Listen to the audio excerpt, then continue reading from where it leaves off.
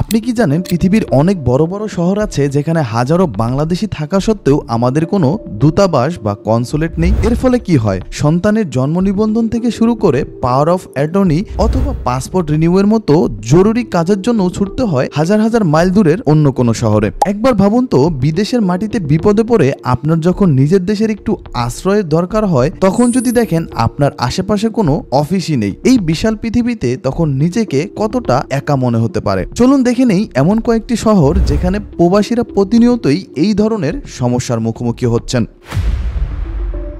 Number 1, Manchester. এখানে বাস করেন কয়েক প্রজন্মের ব্রিটিশ বাংলাদেশি। তাদের ব্যবসা, তাদের সমাজ এখানেই। কিন্তু সামান্য একটি কাগজ সত্তন বা জরুরি প্রয়োজনে তাদের পুরো একটি কর্মদিবস বিপুল অর্থ ও শক্তি খরচ করে ছুটতে হয় সেই লন্ডনে। এই ভোগান্তি তাদের বহু বছরের।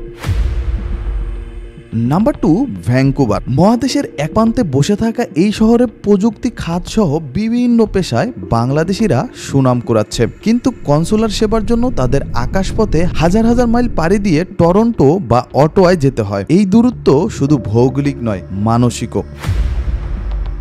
Number 3, Melbourne. অস্ট্রেলিয়ার সাংস্কৃতিক রাজধানী বলা হয় মেলবোর্নকে। এখানকার প্রাণবন্ত বাংলাদেশি কমিউনিটিতে আছেন অসংখ্য ছাত্রছাত্রী, শিল্পী ও পেশাজীবী। অথচ নিজ দেশের প্রতিনিধিত্বকারী একটি অফিসের জন্য তাদের নির্ভর করতে হয় দূরের শহর ক্যানবেরার উপর, যা তাদের দৈনন্দিন জীবনে একটি অনেক বড় বাধা।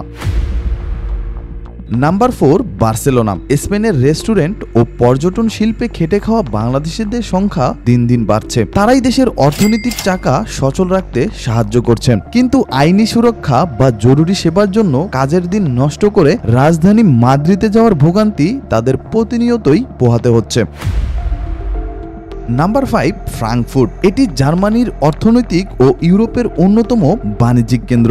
এখানে একটি কনসুলেট থাকা মানে শুধু প্রবাসী পেশাজীবীদের জন্য সেবা দেওয়া নয়, বরং ইউরোপের বুকে বাংলাদেশের একটি কৌশলগত বাণিজ্যিক দরজা খুলে দেওয়া। আর এই সুযোগটি আমরা এখনো পুরোপুরি কাজে লাগাতে পারিনি। আমাদের প্রবাসীরাই দেশের অর্থনীতির অন্যতম চালিকা শক্তি। তাদের পাঠানো রেমিটেন্সেই পদ্মা সেতুর মতো বড় বড় প্রকল্প আমাদের দেশে বাস্তবায়ন হচ্ছে। তাদের সুবিধার জন্য পৃথিবীর প্রতিটি গুরুত্বপূর্ণ শহরে এক একটি করে বাংলাদেশি কমিশন থাকাটা অত্যন্ত প্রয়োজনীয়। এটা তাদের অধিকার এবং সময়ের দাবি। আর এই বিষয়ে আপনার কি মত? কোন কোন শহরে বাংলাদেশের দূতাবাস থাকা প্রয়োজন বলে আপনি মনে করেন? কমেন্টে জানিয়ে দিন আপনার মতামত। আর ভিডিওটি ভালো লাগলে শেয়ার করে দিন বন্ধুদের সাথে। আর হ্যাঁ, আপনি যদি না জানেন পৃথিবীর কোন 5টি দেশ বাংলাদেশিদের উপর কঠোর নজরদারি চালায়, তাহলে এই ভিডিওটা দেখে আসতে পারেন।